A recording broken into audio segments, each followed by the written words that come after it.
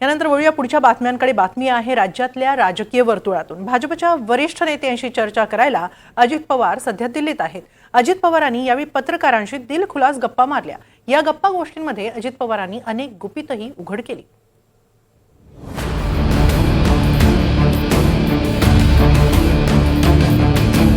अजित दादा स्वभावाला एकदम कडक आणि वागायला एकदम तडक।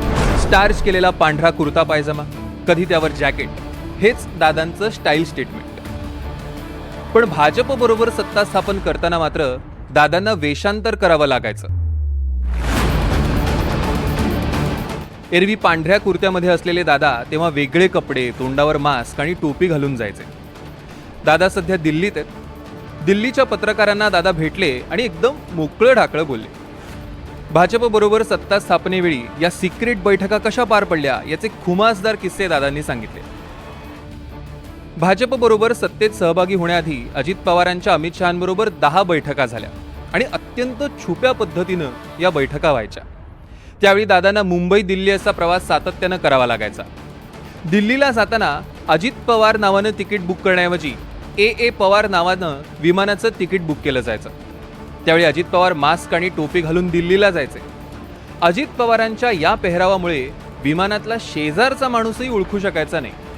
काल ज्या पत्रकार मित्रांजवळ बोलले दादा, त्यांच्याकडनं याच्याबद्दलची तुम्ही जास्ती माहिती का? बघला होता पण बोलले ते आणि ऐकलं त्यांनी। अजित पवारांची दिल्लीतल्या वेषांतराची गोष्ट ऐकताच संजय राऊतांना आठवला तो रंगमंच आणि महाराष्ट्राची नाटक परंपरा। महाराष्ट्राला रंगमंच किंवा नाटकाची फार मोठी परंपरा आहे। महाराष्ट्राच्या रंगमंचानं अनेक मोठे मोठे कलाकार दिले।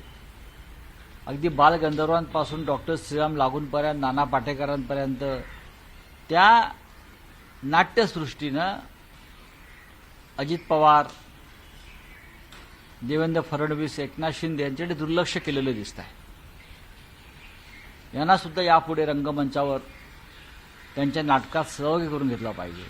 आता पहा ना, अजित पवार हे एखाद्या गुप्तहेराप्रमाणे, रहस्य नाटकाप्रमाणे नाव बदलून, टोप्या बदलून वगैरे वगैरे वगैरे, खोट्या मिशा लावून पिळदार,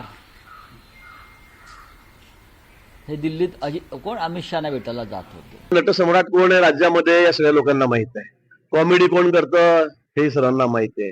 नकलाकार कोण आहे हे सगळ्यांना माहित आहे। आणि म्हणून राऊतांनी याबाबत बोलले, लोक त्याला चांगले ओळखून आहेत, त्यामुळे त्यांनी त्यांचं काम रोज करत राहावं सगळं झाले। जून 2022 मध्ये एकनाथ शिंदे 40 आमदार घेऊन सत्तेत सहभागी झाले। जुलै 2023 मध्ये अजित पवार 40 आमदारांना घेऊन सत्तेत आले।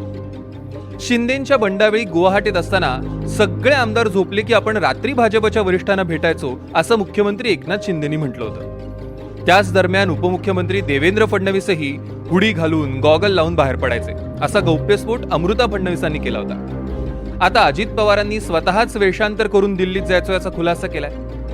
महाराष्ट्राच्या राजकारणात आता कधीही काहीही होऊ शकतं आणि कुणीही कुणाबरोबरही जाऊ शकतं अशी परिस्थिती आहे। त्यामुळे एक वेळ अशी येईल की वेषांतर करून दिल्लीला निघालेले नेते विमानात एकमेकांच्याच शेजारी भेटतील, कारण महाराष्ट्रात सध्या बहुरूप्यांचा खेळ जोरात सुरू आहे। Bureau report, NDTV Marathi, Mumbai.